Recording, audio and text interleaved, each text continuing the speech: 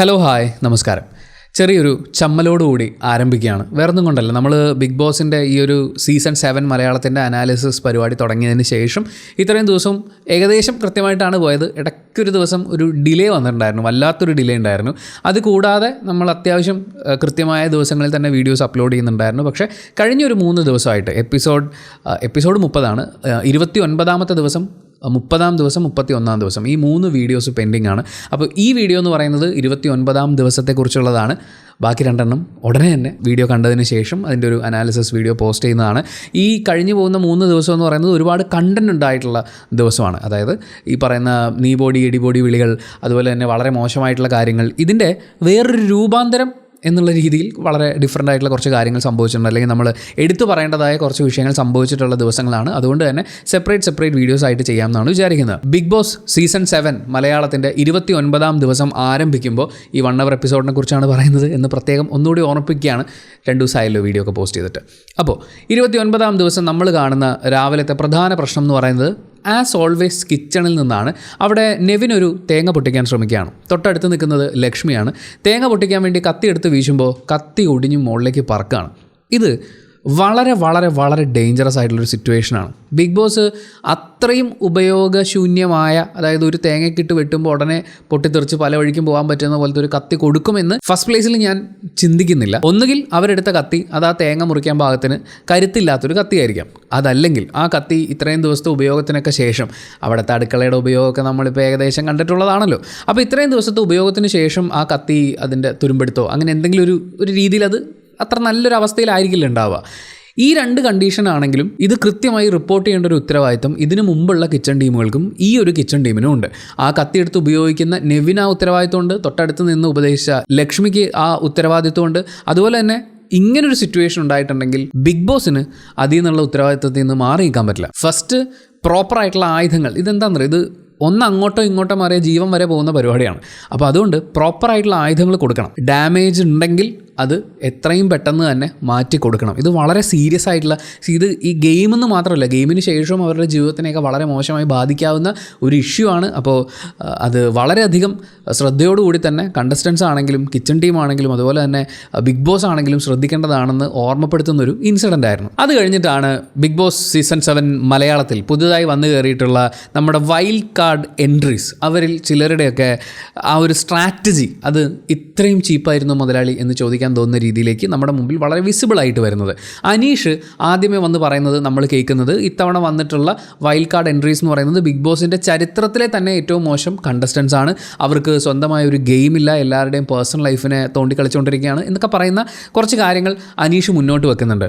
As A gamer അനീഷിൻ്റെ observations കൃത്യമാണ്. ഈ ഗെയിമിൽ ഇപ്പോൾ വന്ന് കയറിയിട്ടുള്ള 5 വൈൽഡ് കാർഡ് എൻട്രീസും കൂടുതലും ബാക്കിയുള്ളവരുടെ പേഴ്സണൽ കാര്യത്തിൽ ഇടപെടുക, പേഴ്സണൽ കാര്യങ്ങൾ പറഞ്ഞ് ഇറിറ്റേറ്റ് ചെയ്യിക്കുക എന്ന് പറയുന്ന ഒരു സ്ട്രാറ്റജിയാണ് അവിടെ പിന്തുടരുന്നത്. അതുപോലെ ഇവർക്ക് ഇവരുടേതായ ഒരു ഗെയിമും ഇല്ല. ഇപ്പോൾ പുറത്തു നിന്ന് ബിഗ് ബോസ് ഇത്രയും ദിവസം കണ്ടിട്ടുള്ള ഏതൊരാളും അതിനകത്ത് കയറിയാൽ എന്തൊക്കെ സ്ട്രാറ്റജി സ്വീകരിക്കുമോ അതൊക്കെ തന്നെ ഉള്ളൂ.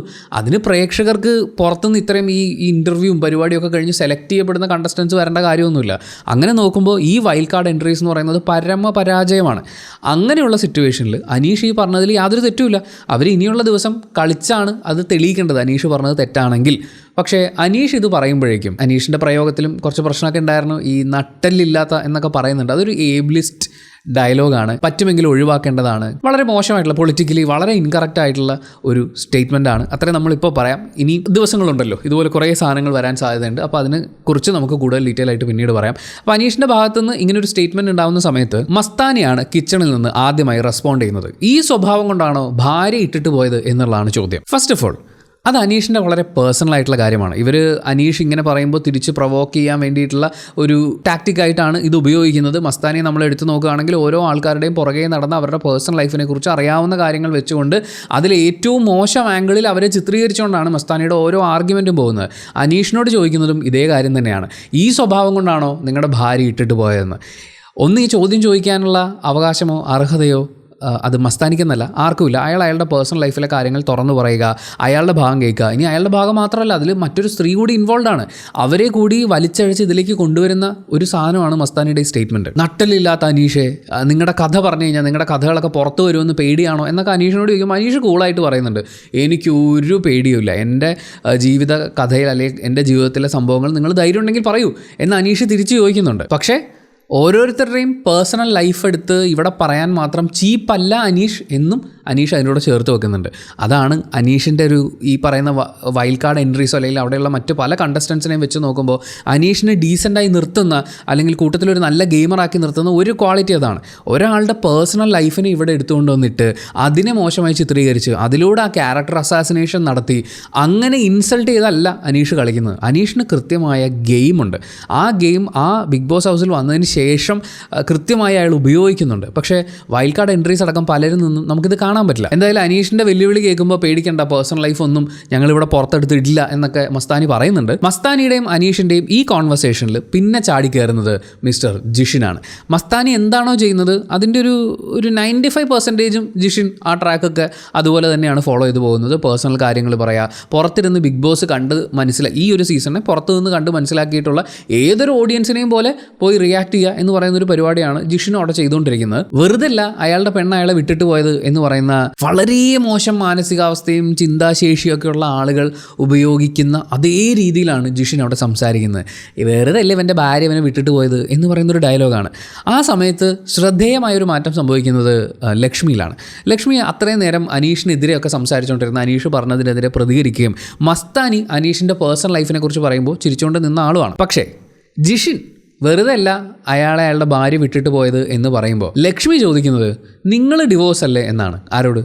ജിഷിനോട്. ജിഷിൻ്റെ മറുപടി അതെ ഡിവോഴ്സ്ഡാണ്, പക്ഷെ ഞാൻ ഇതുപോലെ ചൊറിഞ്ഞുകൊണ്ട് നടക്കില്ല എന്നുള്ളതാണ്. അപ്പോഴേക്കും ലക്ഷ്മി ഒരു ഉപദേശകയുടെ കുപ്പായത്തിലേക്ക് മാറുകയാണോ എന്ന് നമുക്ക് സംശയം തോന്നിപ്പോകുന്ന രീതിയിൽ അനീഷിനെ അങ്ങനെയൊന്നും പറഞ്ഞ് ആക്രമിക്കരുത്, നമുക്കറിയാത്ത കാര്യങ്ങൾ, ഒരാളുടെ വ്യക്തി ജീവിതം, ഇതിലൊക്കെ ഇങ്ങനെ ഇടപെടാമോ എന്നുള്ള രീതിയിൽ വേണമെങ്കിൽ നമ്മൾ കുറച്ചൊരു നല്ല മനുഷ്യൻ എന്ന് പറയുന്ന ഒരു ചിന്താഗതി വെച്ച് നോക്കുകയാണെങ്കിൽ ലക്ഷ്മി ഇതല്ലേ പറഞ്ഞുള്ളൂ എന്ന് നമുക്ക് തോന്നും. പക്ഷേ ലക്ഷ്മിയുടെ ഒരു ഡബിൾ സ്റ്റാൻഡേർഡ് മനസ്സിലാവണമെന്നുണ്ടെങ്കിൽ അതിന് തൊട്ടു മുമ്പ് ലക്ഷ്മി എന്ത് ചെയ്തു എന്ന് ഒന്ന് കണ്ടു നോക്കണം. മസ്താനി ഇതേ കാര്യം തന്നെ ഇയാളുടെ അനീഷിൻ്റെ പേഴ്സണൽ കാര്യങ്ങളും ഡിവോഴ്സും എല്ലാം എടുത്തിട്ട് അയാളെ പുച്ഛിക്കുമ്പോൾ ലക്ഷ്മി അതിനോട് ചിരിച്ചുകൊണ്ട് കുറച്ചുകൂടി കൗണ്ടർ അതിൻ്റെ ഇടയിൽ കൂടി ഇട്ട് കൊടുത്ത് അങ്ങനെ പ്രോത്സാഹിപ്പിച്ച് നിൽക്കുന്നത് കാണാൻ പറ്റും. പക്ഷേ ജിഷിൻ ഇത് ചോദ്യം ചെയ്യുമ്പോഴാണ് ലക്ഷ്മി അങ്ങനെ ഒരാളുടെ പേഴ്സണൽ കാര്യത്തിൽ കയറരുത് എന്നുള്ള രീതിയിൽ സംസാരിക്കുന്നത്. മാത്രമല്ല ജിഷിൻ ലക്ഷ്മിയോട് പേഴ്സണലായി പറഞ്ഞ അവരുടെ സംസാരത്തിനിടയിൽ പേഴ്സണലായി പറഞ്ഞിട്ടുള്ള കാര്യം, അയാളുടെ മകനെ കണ്ടിട്ട് അല്ലെങ്കിൽ കുഞ്ഞിനെ കണ്ടിട്ട് ഇത്രയും നാളുകളായി എന്നൊക്കെ പറയുന്ന ആ സ്റ്റേറ്റ്മെൻറ്റ് അടക്കം ലക്ഷ്മി അവിടെ എടുത്ത് ഇട്ട് കൊടുക്കുകയാണ് ചെയ്യുന്നത്. ആ സമയത്ത് ജിഷിൻ നിങ്ങളൊരു ഫീമെയിൽ ഷോവനിസ്റ്റ് ആണ് എന്നൊക്കെ പറയുന്നുണ്ട്. ജിഷിൻ പിന്നെ സംസാരിച്ച് തുടങ്ങി കഴിഞ്ഞാൽ പുള്ളിയുടെ സംസാരത്തിൽ ഈ എടി ബോഡി ആർഗ്യുമെൻറ്റ്സും കുറേ ബഹളങ്ങളും ഒക്കെ ആയിട്ട് പുള്ളി പറയാനുള്ള കാര്യങ്ങളൊന്നും അവിടെ പറയില്ല, അല്ലെങ്കിൽ സമർത്ഥിക്കുന്ന കാര്യത്തിലൊക്കെ വളരെ വീക്കാണെന്ന് തോന്നിയിട്ടുണ്ട്. ഇവിടെ നമ്മൾ ശ്രദ്ധിക്കേണ്ടത് ഈ പേഴ്സണൽ കാര്യം പറയുന്നത് ഒരു പ്രശ്നമാണ് എന്നായിരുന്നെങ്കിൽ ലക്ഷ്മി മസ്താനി ആദ്യം തിരുത്തണമായിരുന്നു. അല്ലെങ്കിൽ മസ്താനി ഇവിടെ സംസാരിച്ചിട്ടേ ഇല്ല എന്ന് വിചാരിക്കൂ. അപ്പോൾ ജിഷിൻ ഇത് സംസാരിക്കുന്ന സമയത്ത് ലക്ഷ്മിക്ക് ഇതേപോലൊരു ഉപദേശം കൊടുക്കുമ്പോൾ അവിടെ ലക്ഷ്മിയുടെ ഉദ്ദേശം നമുക്ക് പോസിറ്റീവായിട്ട് ഫീൽ ചെയ്യും. അപ്പോൾ പോലും അനീഷിൻ്റെ പേഴ്സണൽ കാര്യങ്ങൾ, നിങ്ങൾക്കറിയാത്ത കാര്യങ്ങൾ ഇതുപോലെ പബ്ലിക്കായി ഡിസ്കസ് ചെയ്യാൻ പാടില്ല എന്ന് പറയുമ്പോൾ ജിഷിൻ പേഴ്സണലി പറഞ്ഞിട്ടുള്ള അയാളുടെ വളരെയധികം ഇമോഷണലി കണക്ട് ചെയ്ത് നിൽക്കുന്ന കുഞ്ഞിനെ പോലെയുള്ള ഘടകങ്ങളെ ഇതുപോലെ ഒരു ആർഗ്യുമെൻറ്റിൽ എടുത്തിട്ട് കൊടുക്കുന്നത് എന്താണോ ജിഷിൻ ചെയ്തത് അതേ സ്കെയിലിൽ അതേ ഉദ്ദേശത്തോടു കൂടി ലക്ഷ്മി ചെയ്യുന്നതായിട്ട് നമുക്ക് മനസ്സിലാക്കാം. അത് കഴിഞ്ഞിട്ട് ജിഷിൻ പറയുന്നത് അയാളുടെ വിഷമങ്ങളൊക്കെ ഉള്ളിൽ ഒതുക്കിക്കൊള്ളാം എന്നുള്ളതാണ്. ജിഷിൻ ആസ് എ ഗെയിമർ അയാളുടെ സ്ട്രാറ്റജികൾ വളരെ ചീപ്പും വളരെ മോശവും വളരെ വീക്കുമാണ് എന്നുള്ള അഭിപ്രായങ്ങൾ ഇതുവരെയുള്ള പെർഫോമൻസ് വെച്ചിട്ട് വിലയിരുത്തുമ്പോൾ പോലും അയാളുടെ വളരെ പേഴ്സണലായിട്ടുള്ള അയാളുടെ ഏറ്റവും വലിയ ദുഃഖങ്ങളിൽ ഒന്ന് തന്നെ ആയിരിക്കാം കുഞ്ഞിനെ കുറേ കാലമായി കാണാൻ പറ്റുന്നില്ല എന്നുള്ളത്. ഒരച്ഛൻ്റെ വിഷമമാണത്. ആ വിഷമം ലക്ഷ്മിയോട് അയാൾ പറയുന്ന സമയത്ത് അതൊരു ഗെയിം സ്ട്രാറ്റജിയുടെ ഒക്കെ ഭാഗമായിട്ട് അയാളെ ഒരു കൂട്ടത്തിന് ഇട്ട് കൊടുക്കുന്ന രീതിയിൽ ആ വിഷയമൊക്കെ എടുത്തിടുക എന്ന് പറയുന്നത് അത് വളരെ മോശമായിട്ടുള്ളൊരു കാര്യമായിരുന്നു. മാത്രമല്ല അയാൾ വളരെ വൾണറബിൾ ആയിട്ടുള്ള ഏതെങ്കിലും ഒരു മൊമെൻറ്റിലായിരിക്കും ലക്ഷ്മിയോട് ഇത് പറഞ്ഞിട്ടുണ്ടാവുക. എന്തായാലും ജിഷിൻ പിന്നീടും ജിഷിൻ്റെ ആ സംസാരത്തിനെ ന്യായീകരിക്കാൻ വേണ്ടി ടീംമേറ്റ്സിൽ പലരുടെ അടുത്തും ചെല്ലുന്നുണ്ട്. അക്കൂട്ടത്തിൽ ബിന്നിയാണ് ഒരു വളരെ വാലിഡ് ആയിട്ടുള്ള പോയിന്റ് എടുത്ത് മുന്നോട്ട് വെക്കുന്നത്. നിങ്ങൾ പേഴ്സണൽ കാര്യങ്ങൾ പറയുകയാണെങ്കിൽ, പേഴ്സണൽ കാര്യങ്ങൾ പറഞ്ഞ് ഒരാളെ ആക്രമിക്കുകയാണെങ്കിൽ നിങ്ങളുടെ പേഴ്സണൽ കാര്യങ്ങളും ചിലപ്പോൾ ചോദ്യം ചെയ്യപ്പെടും. അതിന് വിഷമമുണ്ടെങ്കിൽ നിങ്ങൾ ഈ പരിപാടിക്ക് നിൽക്കരുത്. പേഴ്സണൽ കാര്യങ്ങൾ, ഫാമിലി മാറ്റേഴ്സ് അല്ലെങ്കിൽ ഫാമിലിയൊക്കെ വലിച്ചഴച്ച് ഇതിലേക്ക് ഇടുന്നത് അതൊരു ചീപ്പ് പരിപാടിയാണ് എന്നുള്ളത് ബിന്നി പറയുന്നുണ്ട്. അതിനുശേഷം ഈ വിഷയം ഏറ്റെടുക്കുന്ന അക്ബറും ഇതേ അഭിപ്രായം തന്നെ പറയുന്നുണ്ട്. ഫാമിലിയെ പറഞ്ഞ് കളിക്കല്ലേ, അത് ചീപ്പാണ് എന്നുള്ളതാണ്. ബിന്നി പറയുന്നതിൽ ഏറ്റവും വാലിഡ് ആയിട്ടുള്ള ഒരു പോയിന്റ് ഉണ്ട്. അത് തന്നെയാണ് ഒരു പക്ഷേ ലാലേട്ടനും ബിഗ് ബോസും ഒക്കെ ഈ പ്ലേയേഴ്സിനെ പറഞ്ഞ് മനസ്സിലാക്കാൻ നോക്കുന്നതെന്ന് എനിക്ക് പിന്നീട് ആലോചിക്കുമ്പോഴും ഫീൽ ചെയ്യുന്നുണ്ട്. ഒരാളെ പ്രൊവോക്ക് ചെയ്യാൻ നിങ്ങൾക്കിവിടെ വേറെ ഒരുപാട് കാര്യങ്ങളുണ്ട് എന്നുള്ളതാണ്. ഫാമിലിയെ എടുത്തിടരുത്. ശരിയല്ലേ? ഒന്ന് ആലോചിച്ച് നോക്കിയേ. ഈ ഇത്രയും ആളുകൾ ഒരുമിച്ച് താമസിക്കുന്ന ഒരു വീട്ടിൽ ടാസ്കുകൾ അങ്ങോട്ടും ഇങ്ങോട്ടും ഡിവൈഡ് ചെയ്ത് കൊടുത്തിട്ടുള്ളപ്പോൾ ഒരുപാട് വിഷയങ്ങൾ എല്ലാ ദിവസവും സംഭവിക്കും. അതുകൂടാതെ ഒരു വീക്കെൻഡ് എപ്പിസോഡിൽ ലാലേട്ടൻ വന്ന് ഇവരെ ഓരോരുത്തരെയും ചൂണ്ടിക്കാണിച്ച് പറയുന്ന കാര്യങ്ങളെക്കുറിച്ച് ചർച്ച ചെയ്താൽ പോലും ഇവർക്ക് ഒരാഴ്ചത്തേക്കുള്ള കണ്ടന്റ് ഉണ്ടാക്കാൻ പറ്റും. ഇതിനൊക്കെ പകരം പേഴ്സണൽ കാര്യങ്ങളാണ് ഇവർ മുന്നോട്ടെടുത്ത് ഇടുന്നത്. ബിന്നിയെ നമ്മൾ നോക്കുമ്പോൾ ബിന്നി വളരെ ഒബ്സർവ് ചെയ്തിരിക്കുകയാണ്. ഓരോരുത്തരും എന്താ ചെയ്യുന്നതെന്ന് കൃത്യമായി നോക്കിക്കാണുന്ന ഒരാളാണ്. അങ്ങനെയുള്ള ഒരാൾ ഇതേ ഒബ്സർവേഷൻ തന്നെ ടീംമേറ്റ്സിനോട് പറയുന്നുണ്ട്. മാത്രമല്ല ബിന്നി ഇതുവരെയും ഫാമിലി എടുത്ത് മുന്നിലേക്ക് ഇടുക, അതുപോലെ ഒരു ചീപ്പ് സ്ട്രാറ്റജി എടുക്കുന്നത് നമുക്ക് കാണാൻ പറ്റില്ല. അറ്റ്ലീസ്റ്റ് ലാലേട്ടനും ബിഗ് ബോസും ഒക്കെ പറയുന്നത് മനസ്സിലാക്കുന്ന കുറച്ച് ആളുകൾ ആ ഹൗസിലുണ്ടെന്ന് നമുക്ക് ആശ്വസിക്കാം. എന്തായാലും ജിഷിൻ വീണ്ടും ന്യായീകരിക്കുന്നത് അവനത് ചോദിച്ചു വാങ്ങിയതാണ് എന്നുള്ളതാണ്. അപ്പോൾ പോലും അത് പറയരുത് എന്ന് അക്ബർ ഓർമ്മിപ്പിക്കുന്നുണ്ട്. ഇതിനിടയിലാണ് അനുമോൾ ദി ക്ലാസിക് ഹീറോ മുന്നോട്ട് വരുന്നത്. പുള്ളിക്കാരി പറയുന്നത് അക്ബർ സംസാരിക്കുന്നത് കണ്ടിട്ടാണ്. അക്ബർ ഫാമിലിയെ പറയുന്നത് അത് ചീപ്പാണെന്ന് പറയുമ്പോൾ ആരായി ഈ ചീപ്നെസ്സിനെ കുറിച്ച് ക്ലാസ് എടുക്കുന്നത് എന്ന് അനുമോൾ ചോദിക്കുന്നുണ്ട്. ആ സമയത്ത് പ്രവീൺ ബിന്നിയെക്കുറിച്ച് പറയുന്ന ഒരു ഡയലോഗ് ഇങ്ങനെയാണ്. ബിന്നി എല്ലാം കഴിഞ്ഞിങ്ങനെ ചീറ്റി അങ്ങനെ വിഷം ചീറ്റുന്നു. ഈ വിഷം എന്നുള്ളൊരു വാക്ക്, വിഷം ചീറ്റൽ, ഇതൊക്കെയാണ് ബിന്നിയോട് അസോസിയേറ്റ് ചെയ്തിട്ട് ഇവരെല്ലാവരും മുന്നിൽ വെക്കുന്നത്. ആക്ച്വലി നമ്മൾ ബിഗ് ബോസ് ഹൗസ് എടുത്ത് നോക്കുകയാണെങ്കിൽ അത് ചീറ്റി നിൽക്കേണ്ട ഒരു സ്ഥലം തന്നെയാണ്. അല്ലാതെ നിങ്ങൾ ആരെയും പോയി കടിക്കേണ്ട ആവശ്യം അവിടെ ഇല്ല. ഇങ്ങനെ കൃത്യമായി ഒബ്സർവ് ചെയ്യുക, പോയിൻറ്റ്സ് മനസ്സിലാക്കുക, ആ പോയിൻറ്റ്സ് വെച്ച് അതിനൊരു ഫെയർ ആയിട്ടുള്ള ഒരു രീതിയിൽ പേഴ്സണൽ കാര്യങ്ങൾ എടുത്തിടാതെ കൃത്യമായിട്ടുള്ള ആർഗ്യുമെൻറ്റ്സ് വെച്ച് ഫൈറ്റ് ചെയ്യുക. ബിന്നി വളരെയധികം ഒബ്സർവ് ചെയ്ത് നിൽക്കുകയും കൃത്യം കാര്യങ്ങൾ വരുമ്പോൾ മാത്രം ബിന്നിക്ക് ഇടപെടാൻ പറ്റുന്ന, ബിന്നിക്ക് സംസാരിക്കാൻ പറ്റുന്ന കാര്യങ്ങളിലാണ് ബിന്നി കൃത്യമായിട്ട് ഇടപെടുന്നത്. അതുകൊണ്ട് തന്നെ നിങ്ങൾ നോക്കിയിട്ടുണ്ടെങ്കിൽ ബിന്നി ഇടപെട്ടിട്ടുള്ള ഒരു ആർഗ്യുമെൻറ്റ് ബിന്നിയായിട്ട് ഫെയിലായിട്ടില്ല. ഓപ്പോസിറ്റ് നിൽക്കുന്ന ആൾ ബഹളം വെക്കുകയോ ചീത്ത വിളിക്കുകയോ ഒക്കെ ചെയ്തിട്ട് ഓടിപ്പോകുന്ന അങ്ങനെയാണ് പല ആർഗ്യുമെൻറ്റ്സ് നമ്മൾ ഈ ബിഗ് ബോസ് ഹൗസിൽ കണ്ടുകൊണ്ടിരിക്കുന്നത്. അക്കൂട്ടത്തിൽ ആരും ഓടിപ്പോയാലും ബിന്നി ഓടിപ്പോകുന്നത് നമുക്ക് കാണാൻ പറ്റില്ല. ബിന്നിയുടെ അടുത്ത് പൊതുവേ ഇങ്ങോട്ടും ആരും അങ്ങനെ ബഹളം വെച്ച് ചെല്ലാറില്ല. കാര്യം ബിന്നിയുടെ കയ്യിൽ കൃത്യം ആർഗ്യുമെൻറ്റ്സും ഒബ്സർവേഷൻസും ഒക്കെ ഉണ്ട്. എന്തായാലും അനുമോൾ ഈ അപ്പുറത്തൊക്കെ ചെന്ന് ന്യായീകരിക്കാൻ നിൽക്കുന്ന ജിഷിനെ തിരിച്ചു വിളിക്കുന്നുണ്ട്. ഒരു വൻ ഉപദേശം കൊടുക്കുന്നുണ്ട്.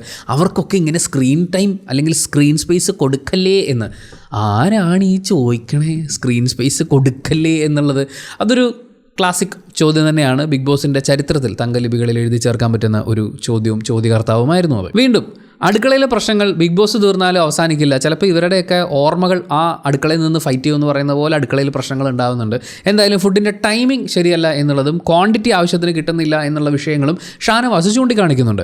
ഷാനവാസ് ചൂണ്ടിക്കാണിക്കുന്ന വിഷയം നല്ലൊരു വിഷയമായിരുന്നു. അത് നന്നായി സംസാരിച്ച് മുന്നോട്ട് കൊണ്ടുപോയിരുന്നെങ്കിൽ ഒരുപക്ഷെ കിച്ചൺ ടീമിനെ ചോദ്യത്തിൽ അല്ലെങ്കിൽ ചോദ്യമുനയിൽ നിർത്താവുന്ന, കിച്ചൺ ടീം ക്യാപ്റ്റനെ ചോദ്യം ചെയ്യാവുന്ന അങ്ങനത്തെ ഒരു വിഷയമൊക്കെ ആയിരുന്നു. പക്ഷേ അപ്പോഴും പ്രശ്നമായി സംഭവിക്കുന്നത് ഭാഷയാണ്. ലക്ഷ്മിയുടെ അടുത്ത്, ലക്ഷ്മി ഇപ്പോൾ എല്ലാവരും പേര് വിളിച്ചാണ് സംസാരിക്കുക. പരമാവധി പോയാൽ നിങ്ങൾ എന്നൊക്കെയുള്ള പ്രയോഗത്തിലേക്കൊക്കെയാണ് ചെന്ന് നിൽക്കുന്നത്. പക്ഷേ ലക്ഷ്മിയോട് സംസാരിക്കുന്ന ഇവരുടെ എല്ലാം ഉള്ളിൽ നിന്ന് പുറത്തു ചാടുന്ന ഒരു ആൺ ഭാവമുണ്ട്. ആ ആൺ ഭാവത്തിൽ നിന്നുകൊണ്ട് നീ പോടി, എടി എന്നൊക്കെയുള്ള വിളികൾ, അങ്ങനെ ഒരു വളരെ അഗ്രസീവായിട്ടുള്ള സംസാര രീതിയൊക്കെയാണ് ലക്ഷ്മിയുടെ അടുത്ത് പലരും കാണിക്കുന്നത്. അതിപ്പോൾ നമ്മൾ ഷാനവാസിൻ്റെ കാര്യം നോക്കിയാലും, ജിഷിൻ്റെ കാര്യം നോക്കിയാലും, അപ്പാനിശരത്തിൻ്റെ കാര്യം നോക്കിയാലും ഇവരൊക്കെ നമുക്ക് കാണാൻ പറ്റും. അതായത് മറ്റേ ഈ ആൺ സാധനമാണ്. പെണ്ണിനെ എടി ബോഡി എന്ന് വിളിക്കാം, തിരിച്ച് എടാ പോടാന്ന് വിളിക്കുമ്പോൾ കൂടുതൽ അഗ്രഷൻ കാണിക്കുക എന്ന് പറയുന്ന ഒരു പാറ്റേൺ ആണ്.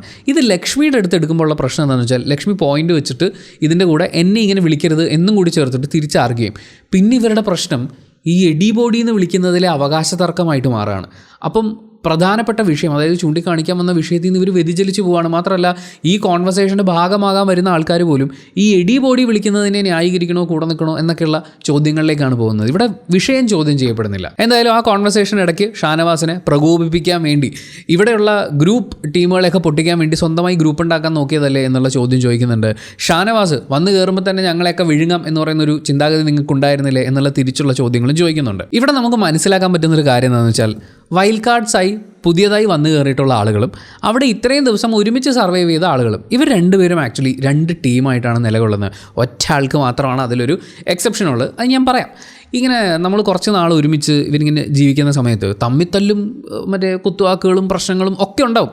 പക്ഷെ പുറത്തുനിന്നൊരാൾ വരുന്ന സമയത്ത് എല്ലാവരും കൂടി ഓട്ടോമാറ്റിക്കലി ഒരുമിക്കും. ഇതൊരു എന്താ പറയുക, ഒരു കൂട്ടം ആൾക്കാർ ഒരുമിച്ച് താമസിക്കുന്ന എല്ലായിടത്തും വർക്കാവുന്ന ഒരു സൈക്കോളജിയാണ്. തമ്മിത്തല്ലും പ്രശ്നങ്ങളൊക്കെ ആയിരിക്കും. ഇപ്പോൾ എൻ്റെ വീട്ടിൽ എൻ്റെ മക്കളെ അല്ലെങ്കിൽ എൻ്റെ അനിയനെ ചേട്ടനെ അവരെ ഞാൻ ചിലപ്പോൾ തല്ലും, ഞാൻ ചിലപ്പോൾ ചീത്ത വിളിക്കും. പക്ഷെ പുറത്തുനിന്ന് ഒരുത്തിനും വന്ന് തുടരരുത് എന്ന് പറയുന്നൊരു ആറ്റിറ്റ്യൂഡ് ഇവരുടെ ഒക്കെ സംസാരത്തിൽ നമുക്ക് കാണാൻ പറ്റും. ഒരു ഗ്രൂപ്പായിട്ടിരിക്കുന്ന സമയത്ത് രണ്ട് ടീമായി തന്നെ നിന്നുകൊണ്ട്, അതായത് വൈൽഡ് കാർഡ് എൻട്രീസ് വന്ന് ഇവരുമായിട്ട് ഗെയിം കളിക്കുന്ന സമയത്തൊക്കെ നമുക്കിത് ഭയങ്കരമായിട്ട് കാണാൻ പറ്റും. അത്രയും നാളില്ലാതിരുന്നൊരു ടീം സ്പിരിറ്റ് എവിടുന്നോ പൊട്ടിമുളയ്ക്കുന്ന പോലെയൊക്കെ നമുക്ക് തോന്നും. ആക്ച്വലി അത് സംഭവിക്കുന്നില്ല. അത് പുറത്തുനിന്ന് വരുന്നൊരു എക്സ്റ്റേണൽ സാധനത്തിനെ ഡിഫെൻഡ് ചെയ്യാൻ വേണ്ടിയിട്ടുള്ളൊരു താൽക്കാലിക ഒത്തുചേരൽ മാത്രമാണ്. എന്തായാലും ഈ സംഭവം അവിടെ നിൽക്കുന്നുണ്ട്. അത് തന്നെ തിരിച്ചും ഈ പറയുന്ന വൈൽഡ് കാർഡ്സിൻ്റെ കയ്യിൽ നിന്ന് തിരിച്ച് ആ ടീമിലേക്കും സംഭവിക്കുന്നുണ്ട്. ഗ്രാജുവലി കുറച്ച് ദിവസം എടുക്കും. ചിലപ്പോൾ 2 ആഴ്ച 3 ആഴ്ചയൊക്കെ ആകുമ്പോൾ പതിയെ ഇവർ ആ ഗ്രൂപ്പിലും ഈ ഗ്രൂപ്പിലും ഒക്കെ അങ്ങോട്ടും ഇങ്ങോട്ടും ചെറിയ സൗഹൃദങ്ങൾ ഉണ്ടാക്കുകയും അങ്ങനെ മൊത്തത്തിൽ ഒരു ടീമായി മാറാനുള്ള സാധ്യതയുണ്ട്. പക്ഷേ കുറച്ച് സമയമെടുക്കും. ഇതിൻ്റെ ഇടയ്ക്ക് വൈൽഡ് കാർഡ് എൻട്രീസിൻ്റെ ഇടയിൽ യാതൊരുവിധ ഡിഫറൻസും ഇല്ലാതെ അവരോടൊപ്പം ഒട്ടി ജീവിക്കുന്ന ഒരാളായിട്ട് നമുക്ക് കാണാൻ പറ്റുന്നത് ശ്രീ അനുമോളയാണ്. അതിൻ്റെ കാരണം എന്താണെന്ന് വെച്ച് കഴിഞ്ഞാൽ അനുമോൾക്ക് ആക്ച്വലി വൈൽഡ് കാർഡ് എൻട്രിന്നോ അല്ലെങ്കിൽ അവിടെ ഉണ്ടായിരുന്ന ടീമെന്നോ യാതൊരു വ്യത്യാസവുമില്ല. ആരോടും അനുമോൾക്ക് സൗഹൃദമോ അങ്ങനെയുള്ള സംഭവങ്ങളൊന്നുമില്ല. അനുമോൾക്ക് ആകെയുള്ളത് സ്ക്രീൻ സ്പേസ് കിട്ടണം. കൂടുതൽ സമയം ആൾക്കാർ തന്നെ ഇത് കാണണം. അങ്ങനെ കാണുന്ന സമയത്ത് ഒറ്റയ്ക്ക് പോയിരുന്ന് നിലവിളിക്കുകയോ കരയുകയോ അല്ലെങ്കിൽ കുറ്റം പറയുകയോ അല്ലെങ്കിൽ ബിഗ് ബോസിനെ രക്ഷിക്കാൻ വേണ്ടിയാണ് ഞാനിവിടെ നിൽക്കുന്നത്, അതുപോലെ എൻ്റെ പുറകെ എല്ലാവരും എന്നെ ഞാൻ എന്ത് ചെയ്യാനാണ്, സൗന്ദര്യം കൂടി പോയത് ശാപമാണോ എന്നൊക്കെ ചോദിക്കുന്ന പോലത്തെ കുറേ ഡയലോഗുകളൊക്കെ അനുമോൾ കയ്യിൽ നിന്നിടും. ഇത് ഒറ്റയ്ക്ക് ഇട്ടുകൊണ്ടിരുന്ന് കഴിഞ്ഞാൽ നമുക്കും അനുമോൾ ഒരു കോമഡി ക്യാരക്ടറായിട്ട് മാറും. പക്ഷെ കേട്ടിരിക്കാൻ ഒരാളുള്ളപ്പോൾ ഈ ഡയലോഗ് പറഞ്ഞു കഴിഞ്ഞാൽ അനുമോൾ അയ്യോ പാവം, അനുമോൾക്ക് ഇതൊക്കെ മനസ്സിലാവുന്നുണ്ട്, അനുമോൾ അയ്യോ എന്ന് പറയുന്ന പോലത്തെ ഒരു ഫീൽ ഉണ്ടാവും. ഈ ഫീൽ ഉണ്ടാക്കാൻ അനുമോൾക്ക് ആരെങ്കിലും മതി. അതിപ്പോൾ ശൈത്യ ആദ്യം കൂടെ അങ്ങനെ ഉണ്ടായിരുന്നു എന്നുള്ളതുകൊണ്ട് ശൈത്യയുടെ അടുത്തായിരുന്നു. ആദിലയും നൂറയും കമ്പനിയായി തുടങ്ങിയപ്പോൾ ശൈത്യയെ തട്ടുന്നതിന് വേറൊരു കാരണം ഉണ്ടായത് മറ്റേ ബ്ലാക്ക് മാജിക് റിലേറ്റഡ് ഒരു ടോക്ക് അപ്പാനി ചേർത്തും ശൈത്യയും തമ്മിൽ സംഭവിച്ചു എന്നുള്ളത് ലാലേട്ടൻ ചൂണ്ടിക്കാണിച്ചപ്പോൾ തന്നെ അനുമോൾക്ക് മനസ്സിലായി ശൈത്യ ഞാനില്ലാത്ത സമയത്ത് എൻ്റെ നെഞ്ചത്ത് മുതുകത്ത് കുത്തുമെന്നുള്ളത്. അപ്പോൾ അതുകൊണ്ട് ശൈത്യ അപ്പത്തൊട്ട് തട്ടാൻ തുടങ്ങിയതാണ്. ശൈത്യ അത് ഇതുവരെ മനസ്സിലാക്കിയിട്ടില്ല എന്ന് പിന്നീടുള്ളൊരു കോൺവെർസേഷനിൽ നമുക്ക് മനസ്സിലാവും. അങ്ങനെ ആദിലയും നൂറയും അല്ലെങ്കിൽ ആദില മെയിനായിട്ട് അനുമോളുടെ ഒരു കംപ്ലീറ്റ് കൂട്ടുകാരിയായിട്ട് അല്ലെങ്കിൽ ഇതുപോലെ വിശേഷങ്ങൾ പറയാൻ വേണ്ടി അനുമോൾ കൊണ്ടു നടന്നു. പക്ഷേ ഇപ്പോൾ മസ്താനി വന്ന് കയറിയപ്പോൾ സംഭവിച്ചത് എന്താണെന്ന് വെച്ചാൽ പുറത്തുള്ള ഇമേജ് എന്താണ് എന്നുള്ളതൊക്കെ അനുമോൾക്ക് ചോർത്തി കൊടുക്കുക. ഇവരിനി നേരത്തെ വല്ലതും പറഞ്ഞിട്ടാണോ എന്ന് പോലും സംശയം തോന്നുന്ന പോലെ പുറത്തുള്ള വിശേഷങ്ങളൊക്കെ ചോർത്തി കൊടുക്കുക, എന്തൊക്കെയാണ് വർക്കാവുന്നത് എന്നുള്ളത് കൃത്യമായി അനുമോൾക്ക് മനസ്സിലാവുന്നത് പോലെ മസ്താനി പറഞ്ഞു കൊടുക്കുകയൊക്കെ ചെയ്യുമ്പോൾ ഇപ്പോൾ മസ്താനി മതി. ആദിലയുടെ അടുത്തുള്ള ഒരു സൗഹൃദത്തിൽ അനുമോൾക്ക് ഫീൽ ചെയ്യാൻ സാധ്യതയുള്ള ഒരു പ്രശ്നം, ആദില ഇത് തിരിച്ചു ചോദിക്കും. ആദിലയുടെ അടുത്ത് നിങ്ങൾ നോക്കിയിട്ടുണ്ടെങ്കിൽ അനുമോൾ വാദിക്കുന്നത് കാണാൻ പറ്റില്ല. അനുമോൾ എന്തെങ്കിലും പറയും, ആദില തിരിച്ചും പറയും. പക്ഷേ ആദിലൊരു പോയിൻ്റ് എടുത്ത് വെച്ചിട്ട് അനുമോളെ ഈ കാര്യം ഇങ്ങനെയല്ല എന്ന് പറഞ്ഞാൽ ഒന്നെങ്കിൽ അനുമോൾ അവിടുന്ന് എണീറ്റ് പോയി രക്ഷപ്പെടും, അല്ലെങ്കിൽ കരയോ അല്ലെങ്കിൽ വാദിക്കാതിരിക്കുകയോ ചെയ്യും. മസ്താനി ആകുമ്പോൾ ജനങ്ങൾക്ക് ഇതാണ് വേണ്ടത് എന്ന് പറയുന്ന പോലത്തെ ഒരു ഉള്ളിലുള്ളതുകൊണ്ടായിരിക്കും അനുമോൾക്കൊപ്പം നിൽപ്പുണ്ട്. അതിപ്പം മസ്താനിക്ക് പകരം വേറെ ആരെങ്കിലും വന്നാൽ അനുമോൾ ഓക്കെയാണ്. ഇപ്പോൾ ജിസേലാണ് ഈ കഥ കേൾക്കാൻ കൂടെ ഇരിക്കുന്നെങ്കിൽ അനുമോൾ ജിസേലിൻ്റെ ഏറ്റവും വലിയ ഫ്രണ്ടാവും. അപ്പോൾ അനുമോൾക്ക് ഇങ്ങനൊരു നീഡുള്ളത് കൊണ്ടും ആരോടും അങ്ങനെ ഒരു സ്പെഷ്യൽ സൗഹൃദം ഇല്ലാത്തതുകൊണ്ടും വൈൽഡ് കാർഡ് എൻട്രീസുമായിട്ട് ഏറ്റവും കൂടുതൽ ജെല്ലായി നിൽക്കുന്നത് അനുമോളാണ്. അത് കഴിഞ്ഞാണ് ചേരുംപടി ചേർക്കൽ ടാസ്കിലേക്ക് വരുന്നത്. വൈൽഡ് കാർഡ് എൻട്രീസ് വരുന്നു. അവർക്ക് ഒരു പെർട്ടിക്കുലർ കാര്യത്തിന് ഓർഡർ അനുസരിച്ച് ആ ടീമിലുള്ള ബാക്കി എക്സിസ്റ്റ് ചെയ്യുന്ന ടീം മെമ്പേഴ്സിനെ എല്ലാവരും ഒരു ഓർഡറിൽ നിർത്താൻ വേണ്ടിയിട്ടുള്ള ഒരു ടാസ്ക്കാണ് കൊടുക്കുന്നത്. അപ്പോൾ അതിനനുസരിച്ച് അവർ നിർത്തും. ആ ഓർഡർ എന്തിൻ്റെ പേരിലായിരുന്നു എന്നുള്ളത് ഹൗസ് മേറ്റ്സ് അവർ ചർച്ച ചെയ്ത് കണ്ടെത്തുക എന്നുള്ളതാണ് ടാസ്ക്.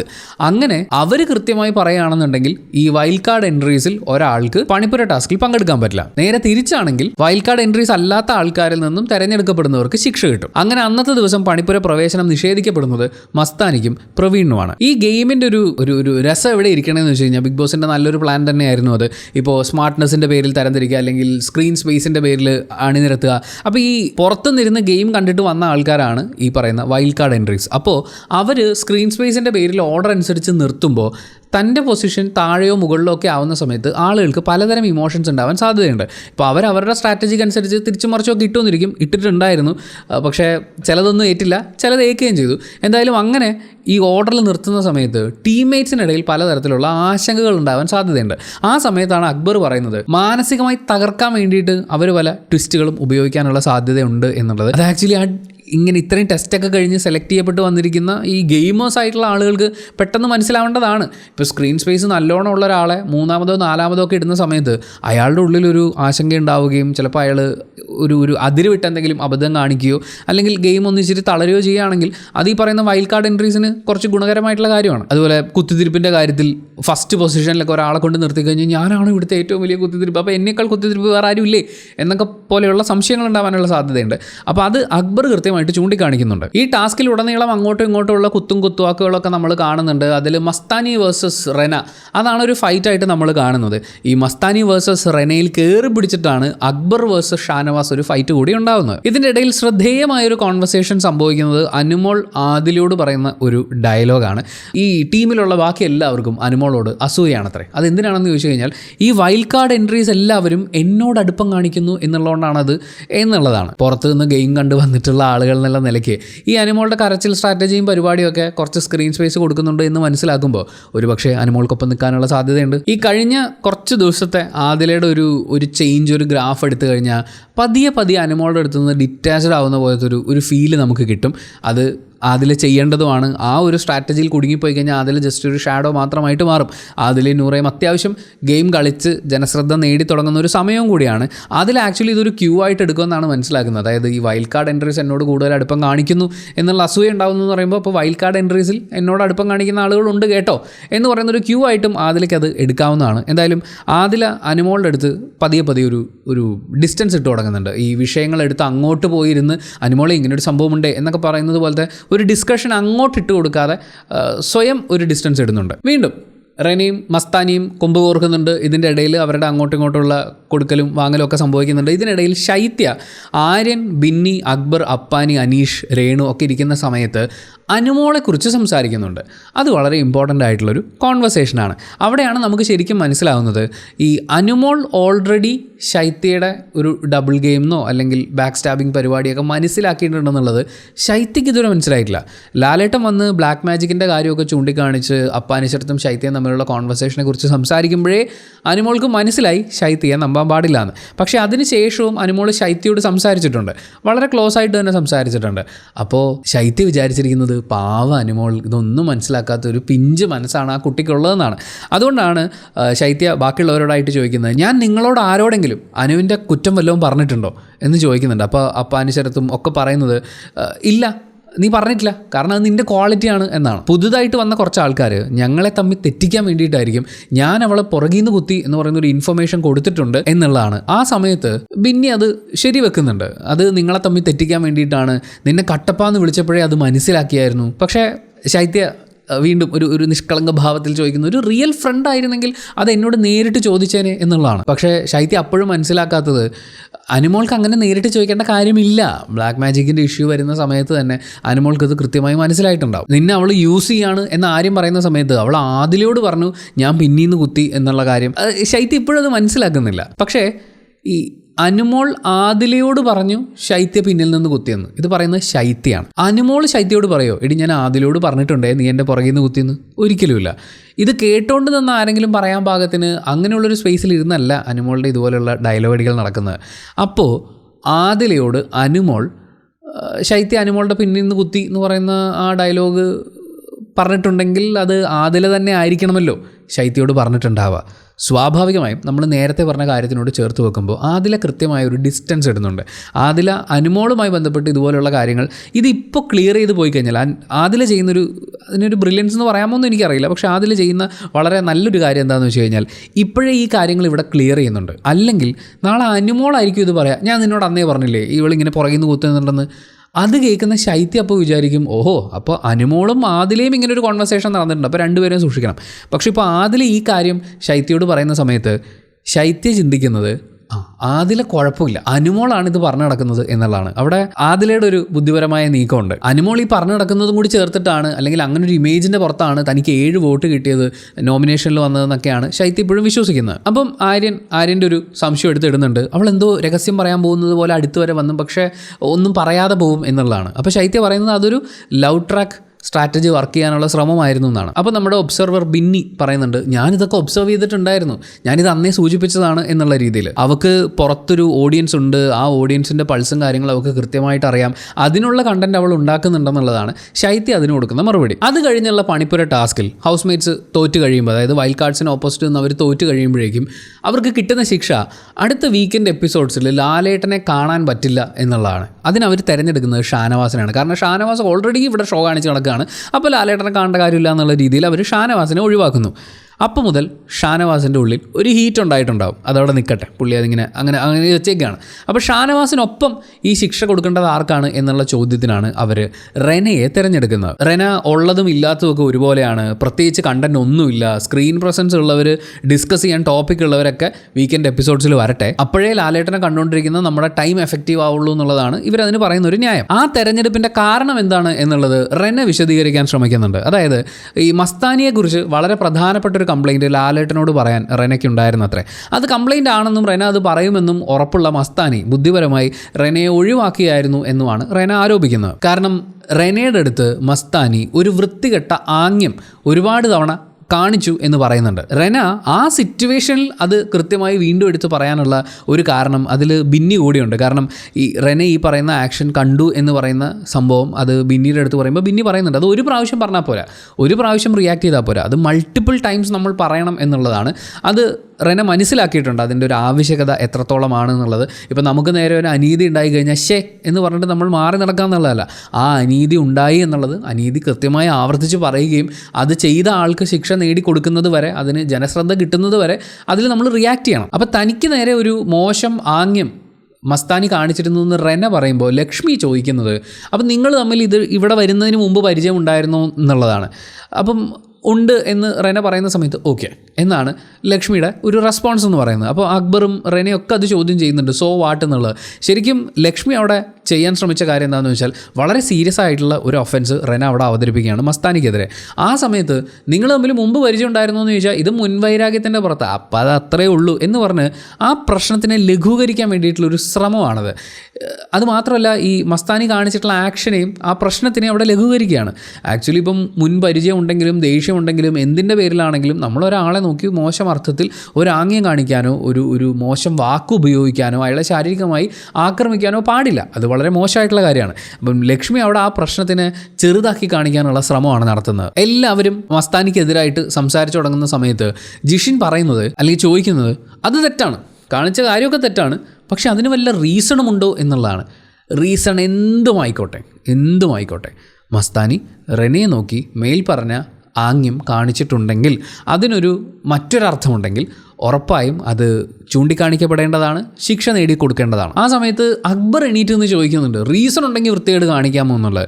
നമ്മളിവിടെയൊക്കെ ശ്രദ്ധിക്കേണ്ട അക്ബറിൽ വന്നിട്ടുള്ള ഒരു ചേഞ്ചാണ്. ഉമ്മയുടെ ഒരു ഫോൺ കോളൊക്കെ വന്നതിന് ശേഷം കാര്യമുള്ള കാര്യങ്ങൾക്ക് അക്ബർ കൃത്യമായി കയറി പിടിക്കുന്നുണ്ട്. അതുമാത്രമല്ല വളരെ സ്ട്രോങ് ആയി സംസാരിക്കുന്നുണ്ട്.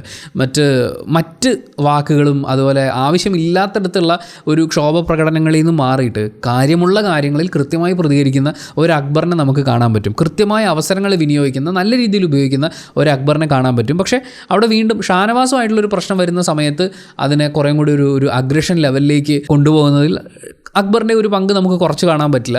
പക്ഷെ അപ്പോൾ പോലും ഇങ്ങനെയുള്ള ആർഗ്യുമെൻറ്റ്സ് വരുമ്പോൾ അതിൽ കൃത്യമായ ചോദ്യങ്ങൾ ചോദിച്ചുകൊണ്ട് ആ കോൺവെർസേഷനിൽ ഒരു വലിയ ഭാഗമായിട്ട് മാറാൻ അക്ബറിന് പറ്റുന്നുണ്ട്. റെന വീണ്ടും തൻ്റെ എക്സ്പ്ലനേഷൻ തുടരുകയാണ്.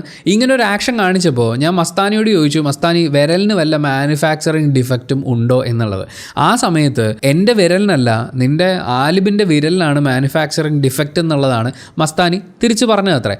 ഇതിൽ ഈ വിരൽ എന്ന് പറയുന്ന പ്രയോഗത്തിന് പകരം മറ്റെന്തോ ഉപയോഗിച്ചു എന്നുള്ളത് പിന്നീട് കുറച്ച് ഡിസ്കഷൻസിൽ എവിടെയൊക്കെയോ കേട്ടിട്ടുണ്ടായിരുന്നു. എന്തായാലും ആ പറഞ്ഞ സ്ഥലത്ത് ബിഗ് ബോസ് സൈലൻ്റ് ആക്കിയിട്ടുണ്ട്. ഇത് കേട്ട സമയത്ത് എല്ലാ ആൾക്കാരും ഷേ എന്ന് പറയുന്നുണ്ട്.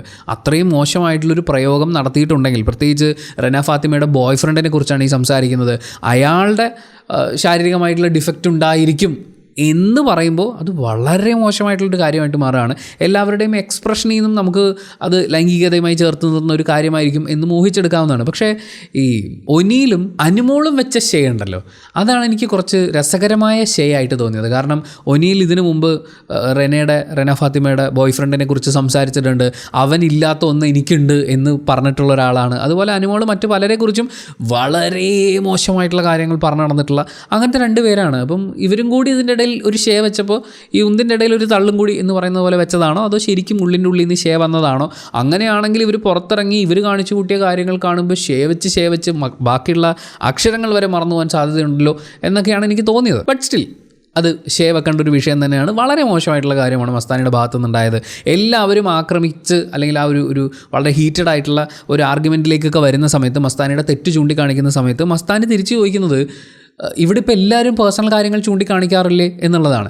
ആ സമയത്ത് ബിന്നിയോട് ചോദിക്കുന്നുണ്ട്. ബിന്നി ചോദിക്കുന്ന മസ്താനി ആരാണ്? മസ്താനി ഇവിടുത്തെ ഒരു സാധാരണ കണ്ടസ്റ്റൻറ്റ് മാത്രമാണ്. അപ്പം നീ ആരാ എന്നുള്ളതാണ് തിരിച്ച് ബിന്നിയോട് ചോദിക്കുന്നത്. ബിന്നി മാന്യമായി മസ്താനിയെ പേര് വിളിച്ചാണ് സംസാരിച്ചത്. അപ്പം നീ ആരാ എന്ന് തിരിച്ച് ചോദിക്കുമ്പോൾ ബിന്നിയും പറയുന്നുണ്ട് ഞാനും ഒരു സാധാരണ കണ്ടസ്റ്റൻ്റാണ്. നേരിട്ട് കളിക്കേ, പേര് വിളിച്ചാൽ പേര് വിളിച്ച് കളിക്കുക, അല്ലാതെ വീട്ടുകാരെ പറഞ്ഞ് കളിക്കരുത് എന്ന് ബിന്നി വീണ്ടും ഓർമ്മിപ്പിക്കുന്നുണ്ട്. ആ സമയത്തും ജിസേലിൻ്റെ കാര്യം പറഞ്ഞുകൊണ്ട് റെനയെ ചൂടാക്കാൻ വേണ്ടിയിട്ടാണ് ശ്രമിക്കുന്നത്. നീ ജിസേലിൻ്റെ വേലക്കാരിയാണോ, ബോംബെയിൽ നിന്ന് വന്നപ്പോൾ കൂട്ടിന് കൊണ്ടുവന്നതാണോ എന്നൊക്കെയുള്ള ചോദ്യങ്ങളൊക്കെ ചോദിക്കുന്നുണ്ട്. ഈ കോൺവെർസേഷൻ കൂടി മുന്നോട്ട് പോകുമ്പോൾ ഞാൻ ആലോചിക്കുന്നത് ബിഗ് ബോസ് ശരിക്കും ചെയ്യേണ്ടത് എന്താണെന്ന് വെച്ചാൽ റെന ഫാത്തിമയുടെ ബോയ് ഫ്രണ്ട് ആലിബിനെ വിളിച്ചിട്ട് അയാളെ ഒരു നോൺ പ്ലേയിങ് കണ്ടസ്റ്റൻ്റ് ആയിട്ട് പ്രഖ്യാപിക്കണം. എന്നിട്ട് എല്ലാ വീക്കെൻഡിലും മറ്റേ വോട്ട് ചെയ്യാൻ വേണ്ടിയിട്ടുള്ള സമയമില്ലേ, ആ സമയത്ത് പുള്ളിയുടെ ഒരു ഫോട്ടോയും കൂടി വെക്കേണ്ടതാണ്. മിക്കവാറും ഈ ബിഗ് ബോസ് ഹൗസിലുള്ള ആൾക്കാരെ ആക്രമിക്കുന്നത് കണ്ട് സെൻറ്റിമെൻറ്റ്സ് തോന്നി ആലിബിന് കിട്ടാൻ സാധ്യതയുള്ള വോട്ടുകൾ വെച്ച് തന്നെ അയാൾ ബിഗ് ബോസ് കപ്പടിക്കാൻ സാധ്യതയുണ്ട്. കാരണം ഇവരെല്ലാവരും ഇതിൽ ഈ എഗ്രിമെൻറ്റിൽ എഴുതി ചേർത്തിട്ടുണ്ടെന്ന് തോന്നുന്നു. നിങ്ങൾ ആലിബിനെ കുറിച്ച് രണ്ട് വാക്ക് പറയാതെ നിങ്ങൾക്ക് കപ്പടിക്കാൻ പറ്റില്ല എന്ന് എഴുതി കൊടുത്ത പോലെയാണ്. എല്ലാവരും വന്ന് റെന ഫാത്തിമയുടെ ബോയ് ഫ്രണ്ടിൻ്റെ നെഞ്ചത്ത് കയറുകയാണ്. പക്ഷേ അവരിപ്പോഴും അത് സ്ട്രോങ് ആയി ഡീൽ ചെയ്യുന്നുണ്ടെന്നുള്ളത് ഒരു വലിയ ആശ്വാസമായിട്ടാണ് ഞാൻ കാണുന്നത്. ബിഗ് ബോസ് ഇതിനെതിരെ എന്താണ് ഒരു വാണിംഗ് കൊടുക്കാത്തതെന്നുള്ളതും മനസ്സിലാവുന്നില്ല. ഇപ്പോൾ ഒരാളുടെ വീട്ടിലെ ഭാര്യയോ ഭർത്താവിനെയോ പറയുന്നത് പോലെ തന്നെയാണ് ഒരാളുടെ ബോയ് ഫ്രണ്ടിനെയും പറയുന്ന കാര്യം. അവരൊരു പങ്കാളിയായി കാണുന്ന, സ്വീകരിക്കുന്ന, പരസ്പരം ഉൾക്കൊള്ളുന്ന ആളുകളാണ്. അവരെ ഒരു ഗെയിമിൻ്റെ ഭാഗമായി അവരുടെ ശരീരത്തെയോ ശാരീരിക അവസ്ഥയോ ഒക്കെ മോശമായി പറഞ്ഞു വെക്കുന്നത് അല്ലെങ്കിൽ അതിൻ്റെ പേരിലൂടെ ഗെയിം ഉണ്ടാക്കുന്നത് നിർബന്ധമായി ഒഴിവാക്കേണ്ടതാണ്. പിന്നീട് ബിഗ് ബോസ് ഒരു വാണിംഗ് കൊടുക്കുന്നുണ്ട്, നമുക്ക് അതിലേക്ക് വരാം. എന്തായാലും ഇവിടെ എല്ലാവരും പേഴ്സണൽ കാര്യം പറഞ്ഞ് കളിക്കുന്നതല്ലേ എന്ന് പറയുന്ന ഒരു ചോദ്യം മസ്താനി ചോദിക്കുന്ന സമയത്തും എല്ലാവരിൽ നിന്നും വളരെ ശക്തമായ ഒരു എതിർപ്പുണ്ടാകുന്നുണ്ട്. ഈ സമയത്ത് അക്ബർ എണീറ്റ് നിന്ന് ചോദിക്കുന്നൊരു ചോദ്യമാണ് എന്നെ ഹഠാത് ആകർഷിച്ച്. ഇവിടെ ഇപ്പോൾ ആരാ വീട്ടുകാരെ പറഞ്ഞ് കളിച്ചതെന്നുള്ളതാണ്. മോനെ അക്ബറെ, നിങ്ങൾ ഇത്രയും നാൾ ഈ വീട്ടിലല്ലേ താമസിച്ചത്? നിങ്ങൾ വേറെ വല്ല ബിഗ് ബോസും ആണോ കളിച്ചുകൊണ്ടിരുന്നത് എന്ന് നമുക്ക് ചോദിക്കാൻ തോന്നുന്ന പോലത്തെ ഒരു സിറ്റുവേഷൻ ആയിരുന്നു അത്. ആ ചോദ്യത്തിനെ തുടർന്നാണ് അക്ബറിൻ്റെയും ഷാനവാസിൻ്റെ ഇടയിൽ ഒരു കോൺവെർസേഷൻ ഉരുത്തിരിഞ്ഞ് വരുന്നത്. അതായത് ഇവിടെ ആരാ വീട്ടുകാരെ പറഞ്ഞ് കളിച്ചത് എന്നൊക്കെയുള്ള ചോദ്യത്തിന് അച്ഛനെ പറഞ്ഞ് കളിച്ചോ എന്ന് പറയുന്ന ഒരു ആശ്ചര്യം ഷാനവാസ് പങ്കുവെക്കുമ്പോൾ പിന്നല്ലാണ്ട് എന്നാണ് അക്ബർ തിരിച്ച് പറയുന്നത്. അത് എന്തൊരു കളിയാ എന്ന് ഷാനവാസ് ചോദിക്കുന്ന സമയത്ത് അക്ബർ പറയുന്നത് അച്ഛനെയും അമ്മയും വിലയില്ലാത്തവരൊക്കെ ഒന്ന് പറഞ്ഞ് രണ്ടിന് അച്ഛനെ വിളിച്ച് കളിക്കുക എന്നുള്ളതാണ്. ഇവിടെ ഷാനവാസിന് നല്ലോണം കൊള്ളും. കാരണം അച്ഛനെ വിളിച്ച് കളിക്കാൻ പറഞ്ഞു എന്നൊക്കെ പറയുന്ന ആശ്ചര്യപ്പെടുന്ന ആ ആളാണ് ഒന്ന് പറഞ്ഞ് രണ്ടിന് നീ നിൻ്റെ തന്തേരെ അടുത്ത് പറഞ്ഞാൽ മതി, നീ നിൻ്റെ തന്തേനെ പോയി വിളിക്കടാ എന്നൊക്കെ പറയുന്ന അച്ഛന് വിളികൾ ഇടയ്ക്കിടയ്ക്ക് നടത്തിയിട്ടുള്ളത്. അപ്പം ഷാനവാസിന് അത് കൊള്ളും. ആ സമയത്ത് ഈ അക്ബറിൻ്റെ ഡയലോഗിന്, അതായത് അച്ഛനെയും അമ്മയും വിലയില്ലാത്തവർ ഒന്ന് പറഞ്ഞ് രണ്ടിന് അച്ഛനെ വിളിക്കുമെന്ന് പറയുമ്പോൾ ഷാനവാസ് തിരിച്ച് പറയുന്നത് അതൊന്നുമല്ല, കേൾക്കേണ്ടവരാണെങ്കിൽ അവർ കേൾക്കും എന്നാണ്. അത് കഴിഞ്ഞ് അക്ബർ ഒനീലിൻ്റെ അടുത്തും ഇതുപോയി പറയുന്നുണ്ട്. പതിയെ ഷാനവാസ് എണീക്കുന്നു. അക്ബർ വേഴ്സസ് ഷാനവാസ് ആ ചർച്ച അങ്ങനെ കൊടുമ്പിരി കൊണ്ടുപോകുന്നു. പരസ്പരം അവർ കുറ്റങ്ങൾ പറയുന്നു. ഇതിനിടയിൽ ഈ നെഞ്ചു പിരിച്ച് നടന്ന് എന്നിട്ട് നെഞ്ചുകൊണ്ട് ഇടിച്ച് വീഴ്ത്തുക എന്ന് പറയുന്ന ഷാനവാസിൻ്റെ ഒരു ഐറ്റം ഉണ്ട്. അത് പുള്ളി ഇതിനു മുമ്പുള്ള എപ്പിസോഡുകളിലും കാണിച്ചിട്ടുള്ളതാണ്. അത് വീണ്ടും കാണിക്കുന്നു. എന്തായാലും ബിഗ് ബോസ് ഈ കാര്യത്തിൽ ഇടപെടുകയാണ്. ഈ സമയത്ത് ഞാൻ പറയണൊക്കെ ആരെങ്കിലും കേൾക്കണ്ടോ എന്നുള്ള ഭാവത്തിൽ റെന പുള്ളിയുടെ സങ്കടങ്ങൾ, കാര്യം റെനയുടെ വിഷയമാണ് അവിടെ സംസാരിച്ചുകൊണ്ടിരുന്നത്. ഇവിടുന്ന് വിഷയത്തിൽ നിന്ന് തെന്നിത്തെറ്റി മാറിയാണ് അക്ബർ വേഴ്സസ് ഷാനവാസ് ഒരു യൂണിവേഴ്സ് അവിടെ ബിൽഡായി പോയത്. എന്തായാലും ഷാനവാസിനെയും അക്ബറിനെയും അകത്തേക്ക് വിളിക്കുകയാണ് ബിഗ് ബോസ് കൺഫെഷൻ റൂമിലേക്ക്. അതിനിടയിൽ റെന വേഴ്സസ് മസ്താനി ടോക്ക് ഇവിടെ കണ്ടിന്യൂ ചെയ്യുന്നുണ്ട്. അക്ബറും ഷാനവാസും അവർ കൺഫെഷൻ റൂമിലേക്ക് പോകുന്ന വഴിക്കും അവിടെ ചെന്ന് ഇരുന്നും ബിഗ് ബോസ് സൈലൻസ് എന്ന് പറഞ്ഞതിന് ശേഷവും ഇവർ അങ്ങോട്ടും ഇങ്ങോട്ടും ഈ ആർഗ്യുമെൻറ്റ് തുടർന്നുകൊണ്ടിരിക്കുകയാണ്. ബിഗ് ബോസ് വീണ്ടും പറഞ്ഞു രണ്ടുപേരും മിണ്ടാതിരിക്കുക. വീണ്ടും അവർ ബഹളം വെച്ചുകൊണ്ടിരിക്കുന്നു. അക്ബർ മിണ്ടാതിരിക്കൂ, ഷാനവാസ് മിണ്ടാതിരിക്കൂ, എന്താണ് ഒരുമാതിരി കൊച്ചു പിള്ളേരെ പോലെ. എനിക്ക് തോന്നിയത് ബിഗ് ബോസ് മിക്കവാറും അപ്പുറത്തെ സൈഡിൽ പുള്ളി മൈക്കിൻ്റെ മുമ്പിലായിരിക്കുമല്ലോ ഇരിക്കുന്നത്, നമ്മളാരും കാണുന്നില്ലല്ലോ. പുള്ളി മുണ്ടൊക്കെ മടക്കി കുത്തി ഇങ്ങനെ കൈയൊക്കെ ചൊറിഞ്ഞ് ഭയങ്കര ഒരു അവസ്ഥയിലായിട്ടുണ്ടാവും. നിനക്കൊന്ന് പറ പണിയിലിടാം എന്നൊക്കെ പറയുന്നത് പോലെ ഇവരെ ഉപദേശിക്കുന്നുണ്ട്. പക്ഷേ ഇത് പുള്ളി എത്ര കാലമായി ചെയ്തുകൊണ്ടിരിക്കുന്നു. നമ്മളിത് എത്ര വട്ടമായി പറയുന്നു, ബിഗ് ബോസ് നിങ്ങളിങ്ങനെ പറഞ്ഞുകൊണ്ടിരുന്നിട്ട് കാര്യമില്ലാന്ന്. എന്തായാലും ബിഗ് ബോസും പറയുന്നുണ്ട്, ഞാൻ ഒരു കാര്യം ചെയ്യാം, നിങ്ങൾക്ക് വേണ്ടിയിട്ട് ഒരു സമയം വെക്കാം, നിങ്ങളെ രണ്ടുപേരെ ഇടക്കിടക്ക് വിളിച്ചിരുത്തി ഉപദേശിക്കാൻ, നിനക്കൊന്നും നാണമില്ലടാ എന്ന് മുഖത്ത് നോക്കി ചോദിക്കുന്നത് പോലെയാണ് ബിഗ് ബോസ് കാര്യങ്ങൾ അവതരിപ്പിക്കുന്നത്. അപ്പോൾ നമ്മുടെ റെനയും മസ്താനിയും തമ്മിൽ നീ എന്നെ തല്ലു എന്ന് പറഞ്ഞിട്ട് എന്താ തല്ലാത്തത് എന്ന് റെന ചോദിക്കുന്ന സമയത്ത്, ഞാൻ തല്ലിയിട്ട് പുറത്ത് പോകാനാണെങ്കിൽ നിന്നെ അല്ല വേറെ ആരെങ്കിലും തല്ലിയിട്ട് പോകും എന്നൊക്കെ മസ്താനി പറയുന്നുണ്ട്. ഇവിടെ എല്ലാം സംഭവിക്കുന്നതെന്ന് വെച്ചാൽ തല്ലും, ചീത്ത വിളിക്കും, കുടുംബക്കാരെ വിളിക്കും, അതുപോലെ തന്നെ ഏത് അശ്ലീലാംഗ്യവും കാണിക്കാം എന്നൊക്കെ പറയുന്ന ഈ പരിപാടികൾ കഴിഞ്ഞ കുറച്ച് ദിവസങ്ങളായി നമ്മൾ ഇടയ്ക്കിടയ്ക്ക് കാണുന്നുണ്ട്. പലതരം വാണിങ്ങൾ അങ്ങോട്ടും ഇങ്ങോട്ടൊക്കെ തെന്നിത്തെറിച്ച് പോകുന്നത് നമ്മൾ കേൾക്കുന്നുണ്ട്. പുറത്തുള്ള കാര്യങ്ങൾ വിളിച്ചു പറയരുതെന്ന് മസ്താനിക്ക് പ്രത്യേകം ഒരു അനൗൺസ്മെൻറ്റ് കൊടുക്കുന്നതും ഒക്കെ സംഭവിക്കുന്നുണ്ട്. എന്തായാലും ബിഗ് ബോസ് ഇതെല്ലാം കണ്ട് മനസ്സും എടുത്തിട്ട് ഒരു അനൗൺസ്മെൻറ്റ് പറയുകയാണ്, ഇനി മുതൽ ഈ വീട്ടിൽ ഒരു തരത്തിലുള്ള ഫിസിക്കൽ അഗ്രഷനോ അതേപോലെ സംപ്രേഷണ യോഗ്യമല്ലാത്ത അശ്ലീല വാക്കുകളും ചേഷ്ടകളും ഉണ്ടാവരുത്. അങ്ങനെ എന്തെങ്കിലും ഉണ്ടെങ്കിൽ അപ്പം തന്നെ പിടിച്ച് പുറത്താക്കും വിത്തൗട്ട് വാർണിംഗ് എന്നൊരു അനൗൺസ്മെൻറ്റ് നടത്തുന്നുണ്ട്. ബിഗ് ബോസ് ഉറങ്ങുമായിരുന്നു. ബിഗ് ബോസ് നിങ്ങൾ ഇത്രയും ദിവസം ഉറക്കുമായിരുന്നു, നിങ്ങളിതൊന്നും അറിഞ്ഞിട്ടില്ലേ? അതായത് ഇപ്പോൾ ഈ കൊടുത്ത വാണിംഗ് എന്ന് പറയുന്നത് ഇത് എത്ര നാൾ മുമ്പ് കൊടുക്കേണ്ടതായിരുന്നു എന്നുള്ളത് ബിഗ് ബോസിന് വല്ല ബോധ്യമുണ്ടോ? അതോ ആവശ്യത്തിനുള്ള തെറിവിളിയും കണ്ടൻറ്റും ഒക്കെ ആയി ഇനിയെങ്കിലും കുറച്ച് നാൾ നല്ല ഗെയിം സംപ്രേഷണം ചെയ്യാം എന്ന് പ്രേക്ഷകരോട് ഒരു അലിവ് തോന്നിയിട്ട് അനൗൺസ് ചെയ്തതാണോ എന്ന് പോലും എനിക്ക് സംശയമുണ്ട്. എന്തായാലും ആ വാണിംഗ് പരിപാടിയൊക്കെ കഴിഞ്ഞ ശേഷം നമ്മുടെ അനുമോളും ജിസയിലും അവരോട് ദിവസം 2 മണിക്കൂർ വെച്ച് ജയിലിൽ പോയിരുന്ന് വർത്താനം പറയാൻ ഏൽപ്പിച്ചിട്ടുണ്ട്. പക്ഷേ ഇപ്പോൾ ജയിലിൽ പോയിരുന്ന് ഇവർ വർത്താനം പറയുമ്പോൾ പുറത്തിരിക്കുന്നവർ വർത്താനം പറയുന്നതാണ് കൂടുതൽ. ഇവരകത്തിരുന്ന് അങ്ങോട്ടും ഇങ്ങോട്ടും കൊഞ്ഞനം കുത്തുകയാണോ എന്ന് നമുക്ക് സംശയം തോന്നുന്ന പോലെ പ്രത്യേകിച്ച് റിസൾട്ടൊന്നും ഇല്ലാത്ത ഒരു കോൺവെർസേഷൻ പരിപാടിയാണ് കാണുന്നത്. 29ാമത്തെ ദിവസം ഇവർ ഈ ജയിലിലേക്ക് കയറുന്ന സമയത്ത് അനുമോള് ജിസേലിൻ്റെ മറ്റേ നെഞ്ചിൽ വെക്കാൻ കൊടുത്തിട്ടുള്ള ഫോട്ടോ ഇല്ലേ, അത് വരച്ചൊരു യക്ഷീരൂപമാക്കി മാറ്റിയിട്ടുണ്ട്. ജിസേൽ പിന്നൊടിഞ്ഞു പോയി എന്ന് പറഞ്ഞാണ് നിൽക്കുന്നത്. ഇവർ രണ്ടുപേരും ഇന്ന് വരെ നുണയൊന്നും പറഞ്ഞിട്ടില്ലാത്തതുകൊണ്ടും പരസ്പരമുള്ള ഗ്രഡ്ജ് ഒരു കാരണവശാലും മനസ്സിലുണ്ടാവില്ല എന്നുള്ളതുകൊണ്ടും ഇവർ രണ്ടുപേരും പറഞ്ഞത് 100% സത്യമാണ് എന്ന് നമുക്ക് വിശ്വസിക്കാം. ഞാനൊരു ഫണ്ടിന് വേണ്ടിയാണ് ഇത് യക്ഷിരൂപമാക്കിയെന്നാണ് അനുമോള് പറയുന്നത്. ജിസേലിനോടുള്ള സ്നേഹം കൊണ്ട് ജിസേലിനെ കുറച്ച് ഫണ്ണി ആയിട്ട് വരച്ചിട്ട് ജിസേൽ നോക്കൂ ദാ എന്ന് പറഞ്ഞിട്ട് ആ എക്സ്പ്രഷന് വേണ്ടി തന്നെയായിരിക്കും അനുമോൾ അത് ചെയ്തിട്ടുണ്ടാവുക. അതുപോലെ ജിസേലിൻ്റെ പിന്നെ ഒടിഞ്ഞിട്ടുണ്ടാവും, അങ്ങനെ ഓടിയാതിരിക്കുമല്ലോ, പിന്നല്ലേ പെട്ടെന്നൊക്കെ ഒടിഞ്ഞു പോയി എന്ന് വരും. അപ്പോൾ അങ്ങനെ ഒടിഞ്ഞിട്ടായിരിക്കും ജിസേൽ അത് കുത്താത്തത്. എന്തായാലും അതിനെക്കുറിച്ച് അവർ അങ്ങോട്ടും ഇങ്ങോട്ടും പറഞ്ഞു കുത്തുന്നുണ്ട്. അതുപോലെ ജിസേൽ ചോദ്യം ചെയ്യുന്നുണ്ട്, എന്നെയും ആര്യനെയും കുറിച്ച് അങ്ങനെ പറഞ്ഞില്ലേ എന്നുള്ളത്. ആ സമയത്തുള്ള അനുമോളുടെ റെസ്പോൺസിൽ നിന്ന് നമുക്ക് മനസ്സിലാവുന്നത് അനുമോൾ കളിച്ച ആ സദാചാര പോലീസ് പരിപാടി അതിപ്പോഴും അനുമോൾ 100% ആത്മാർത്ഥമായി തന്നെ വിശ്വസിക്കുന്നുണ്ട് എന്നുള്ളതാണ്. അന്ന് രാത്രി ഒനീലിൻ്റെ അടുത്തും അഭിലാഷിൻ്റെ അടുത്തും സംസാരിക്കുന്നത് കേട്ടപ്പോൾ അനുമോൾക്ക് തെളിയിക്കാനൊന്നുമില്ല, എനിക്ക് ഇത്രേ അറിയുള്ളൂ, ബാക്കി ഞാൻ ഊഹിച്ചാണെന്ന് പറയുന്ന പോലത്തെ ഒരു കോൺവെർസേഷൻ ബിറ്റ് ഉണ്ടായിരുന്നു. പക്ഷേ എന്നിട്ടും അനുമോൾ ഇപ്പോഴും ആ സ്റ്റാൻഡിൽ ഉറച്ചു നിൽക്കുകയാണ്. എനിക്ക് തോന്നുന്നത് അനുമോളായി തന്നെ നിൽക്കട്ടെ. ഇത് ലാലേട്ടനൊക്കെ വരുന്ന ഒരു വീക്കെൻഡ് എപ്പിസോഡിൽ എടുത്തിടുകയും ഇത്രയും മോശമായിട്ടുള്ളൊരു കാര്യം, സംപ്രേഷണ യോഗ്യമല്ലാത്തൊരു കാര്യം നാട്ടുകാരെ മുഴുവൻ കാണിച്ചതിൻ്റെ പേരിൽ അതിൻ്റെ പേരിൽ 2 കണ്ടസ്റ്റൻസിൻ്റെ അകത്തും പുറത്തുമുള്ള ജീവിതം ദുഷ്കരമാക്കും എന്ന് പറയുന്ന നിങ്ങളൊന്ന് ആലോചിച്ച് നോക്കിയേ. ഞാനിപ്പോൾ ഒരു സ്ത്രീയെക്കുറിച്ച് വളരെ മോശമായിട്ടുള്ളൊരു വീഡിയോ ചെയ്ത് കഴിഞ്ഞാൽ എന്നെ പിടിച്ച് അകത്തിടും. ഞാൻ അകത്ത് കിടക്കേണ്ട കേസാണ് അത്. ഒരു സ്ത്രീയെയും പുരുഷനെയും കുറിച്ച് വളരെ മോശമായിട്ടുള്ളൊരു കഥ ഉണ്ടാക്കി പറഞ്ഞ് തെളിവില്ലാതെ നേരിട്ട് കണ്ടിട്ടില്ലാതെ പുതപ്പിനടിയിൽ കിടക്കുന്നത് കണ്ടു എന്നുള്ളത് ഒരു നേരിട്ട് കാണലല്ല. അവർ പുതപ്പിനടിയിൽ കിടക്കുന്നു എന്നുള്ളതാണ് വിഷയമെങ്കിൽ പുതപ്പിനടിയിൽ കിടന്നു എന്നുള്ളതിന് അനുമോള് സാക്ഷിയാണ്. പക്ഷേ പുതപ്പിനടിയിൽ കിടന്നുകൊണ്ട് അശ്ലീലമായിരുന്നു അല്ലെങ്കിൽ അതിൽ ലൈംഗികതയുണ്ട് എന്ന് അനുമോള് പറയുമ്പോൾ അത് അനുമോള് കണ്ടിട്ടുണ്ടാവണം. അങ്ങനെ അല്ലാതെ പറയുകയാണെന്നുണ്ടെങ്കിൽ അത് അകത്ത് കിടക്കേണ്ട കേസാണ്. അപ്പോൾ അത്രയും വലിയ കേസൊക്കെ ചെയ്തിട്ടുള്ള ഒരാളെ ലാലേട്ടനൊക്കെ വന്ന് എണീപ്പിച്ച് നിർത്തി 2 ഡയലോഗും പറഞ്ഞ് ഒരു റെഡ് കാർഡും കൊടുത്ത് ആ വഴി പുറത്തേക്ക് ഇറങ്ങിക്കോ എന്ന് പറയുകയാണെന്നുണ്ടെങ്കിൽ അത് കുറച്ചുകൂടി നൈസായിരിക്കും തോന്നുന്നു. അറ്റ്ലീസ്റ്റ് അത് ഇനി വരാൻ പോകുന്ന കണ്ടസ്റ്റൻസിനെങ്കിലും ഒരു മുന്നറിയിപ്പായിരിക്കും. എന്തായാലും ഇവരുടെ കോൺവെർസേഷൻ പതിയെ ശൈത്യയിലേക്ക് പോവാണ്. അപ്പോൾ അനുമോൾ ശൈത്യയെക്കുറിച്ച് പറയുന്ന സെൻറ്റൻസ് കൺസ്ട്രക്ഷൻ ഉണ്ടല്ലോ, അതിലുണ്ട് അനുമോൾ എന്താണ് ശൈത്യയെക്കുറിച്ചും അതുപോലെ അനുമോൾ കൂടെ കൊണ്ടുനടക്കുന്ന ആളുകളെക്കുറിച്ചും പുറത്തിറങ്ങിയാലും ഒക്കെ പറയാൻ സാധ്യതയുള്ളതെന്നുള്ളത്.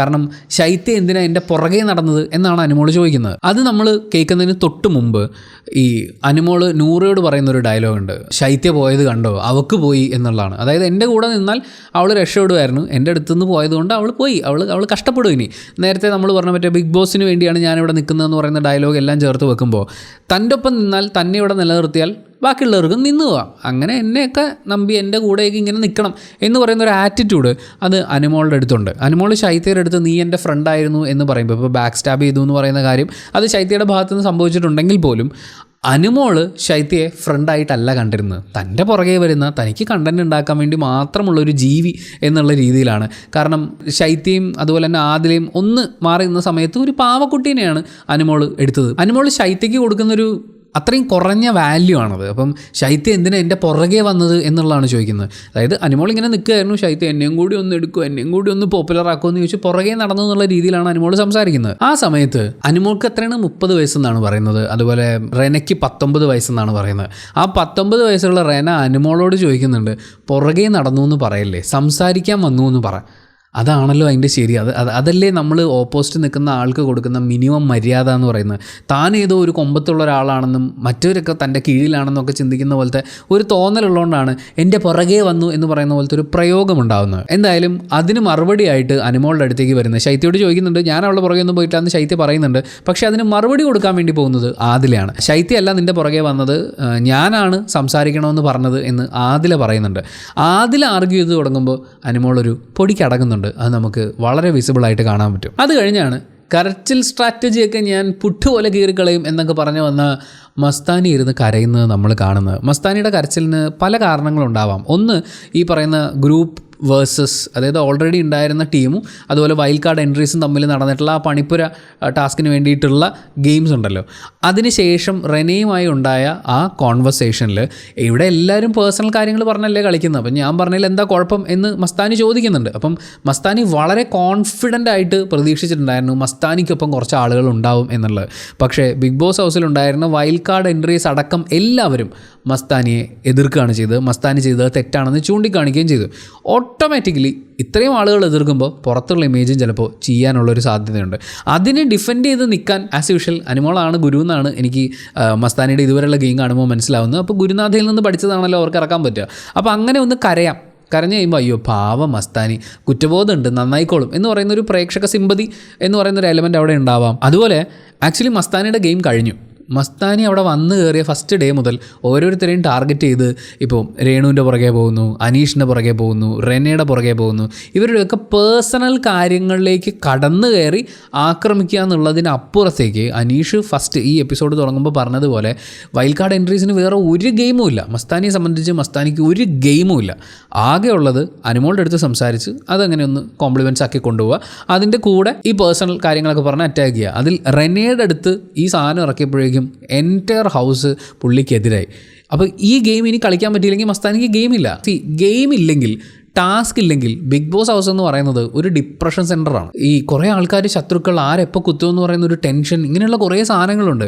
ഇത് മുഴുവൻ മനസ്സിൽ കിടന്നങ്ങ് പെരുക്കാൻ തുടങ്ങും. പിന്നെ പ്രിയപ്പെട്ടവരില്ല, ബന്ധുക്കളില്ല, കൂട്ടുകാരില്ല, മൊബൈൽ ഫോണില്ല, സമയം പോലും അറിയുന്നില്ല എന്ന് പറയുന്നത് നമുക്ക് ഉണ്ടാക്കുന്നൊരു മെൻ്റൽ സ്ട്രെസ്സ് ഭീകരമാണ്. അപ്പം നിങ്ങൾക്കൊരു ഗെയിം ഇല്ലെങ്കിൽ, ഒരു സ്ട്രാറ്റജി ഇല്ലെങ്കിൽ, നിങ്ങൾക്ക് നിങ്ങളുടേതായ ടെക്നിക്സ് ഇല്ലെങ്കിൽ നിങ്ങൾക്ക് അവിടെ പിടിച്ചു നിൽക്കാൻ പറ്റില്ല.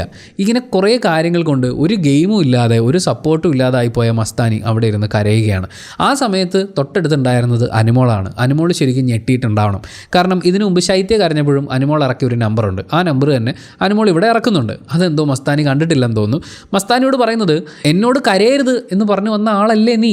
അതായത് അനുമോൾ പറയുന്ന പോയിന്റ് ഇത്രയേ ഉള്ളൂ, ശരിക്കും ഞാനാണ് കരയേണ്ടത്, ഞാൻ കരയുമ്പോൾ നിങ്ങൾ എന്നെ ആശ്വസിപ്പിക്കണം, അല്ലാതെ നിങ്ങളിരുന്ന് ഇങ്ങനെ കരയരുത് എന്ന് പറയുന്ന അതേ കാര്യം മസ്താനിയോട് ആവർത്തിക്കുന്നുണ്ട്. അതിൻ്റെ കൂടെ ഒരു ചെറിയ കുത്തുകൂടി കൊടുക്കുന്നത് ഇപ്പോൾ മനസ്സിലായില്ലേ, പുറത്തുനിന്ന് കാണുന്ന പോലെ അത്ര എളുപ്പമൊന്നും അല്ല ബിഗ് ബോസ് ഹൗസിൻ്റെ അകത്ത് എന്നുള്ളത്. അതെന്തായാലും മസ്താനിക്ക് മനസ്സിലായിട്ടുണ്ടാവും. എന്തായാലും മസ്താനിയെ ഇങ്ങനെ കരയിക്കാൻ വിട്ടാൽ ശരിയാവില്ല, താൻ ഉടനെ തന്നെ കരഞ്ഞു തുടങ്ങണം എന്ന് പറയുന്നൊരു ചിന്തപ്പാടും കൂടി നമ്മുടെ അനുമോൾക്ക് ഉണ്ടാവാനുള്ളൊരു സാധ്യതയുമുണ്ട്.